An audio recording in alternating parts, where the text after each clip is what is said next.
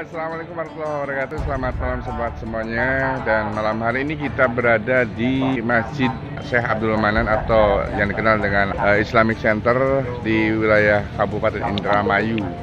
Nah, ini dia penampakannya sahabat-sahabat semuanya.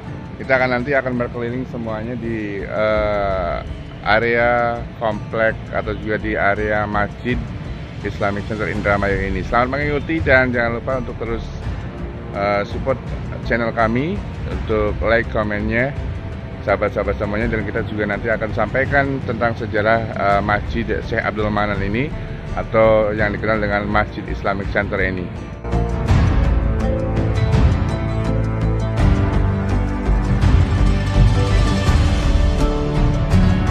Ya sahabat, Masjid Islamic Center Indramayu ini merupakan sebuah daerah pesisir di Jawa Barat, dan Masjid Islamic Center Syekh Abdul Manan Indramayu ini merupakan beralamat di Jalan Soekarno-Hatta nomor 1 Pekandangan, Kecamatan Indramayu, Kabupaten Indramayu, Jawa Barat.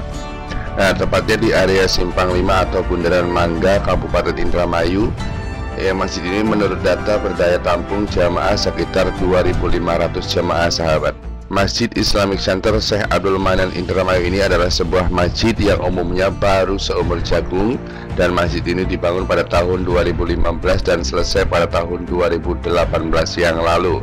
Peresmian masjid ini sendiri dilaksanakan tepat pada peringatan Nuzulul Quran yang jatuh pada tanggal 17 Ramadan 1439 Hijriah atau tahun 2018 Masehi oleh Gubernur Jawa Barat yang saat itu dijabat oleh Ahmad Heriawan atau Aher. Meskipun umurnya masih terbilang sangat muda, namun masjid ini juga memiliki nilai historis, yaitu dengan menjadikan nama Syekh Abdul Manan sebagai nama dari Masjid Islamic Center Indramayu ini sahabat ya. Ya, siapa sih sebenarnya Syekh Abdul Manan ini? Dan Syekh Abdul Manan ini adalah ulama besar yang terkenal dari tanah Indramayu, dan beliau adalah ulama yang mewarisi banyak kitab khususnya dalam bidang tasawuf dan fikih.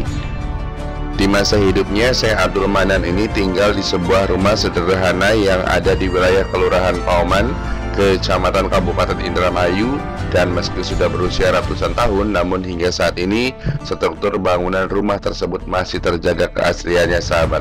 Bahkan saat ini rumah beliau termasuk cagar budaya, sehingga Pemda setempat sangat memperhatikan kondisi rumah tersebut.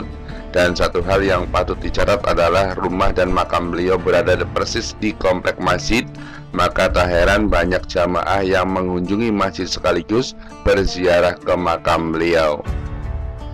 Nah, lokasi masjid ini sendiri cukup strategis, dan hal ini karena komplek masjid dekat dengan jalan raya dan sangat mudah diakses menggunakan mobil, sepeda motor ataupun berjalan kaki, dan parkirnya pun sangat luas sehingga Anda tidak perlu risau untuk memarkirkan kendaraan Anda.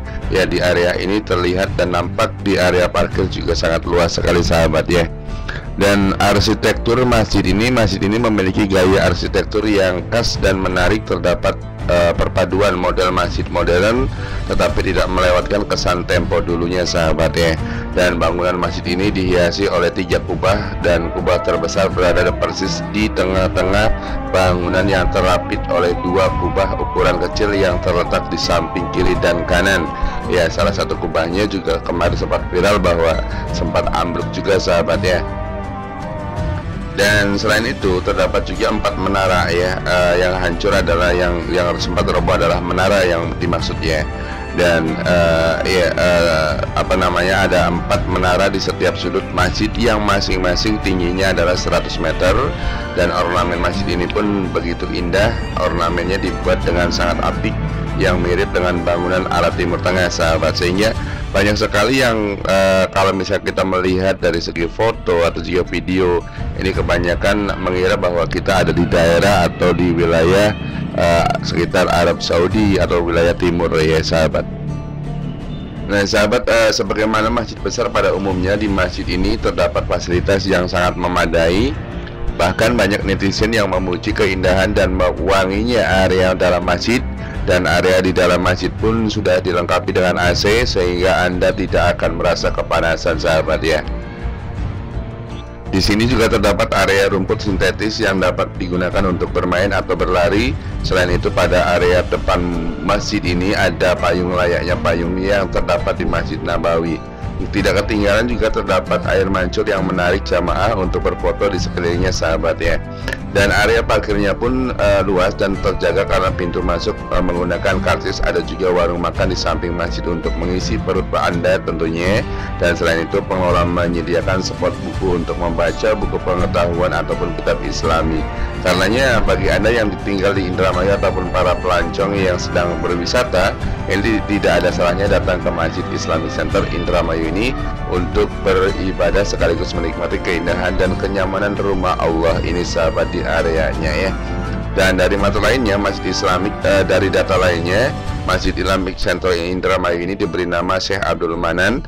Nama tersebut merujuk pada ulama di era tahun 1800 Masehi.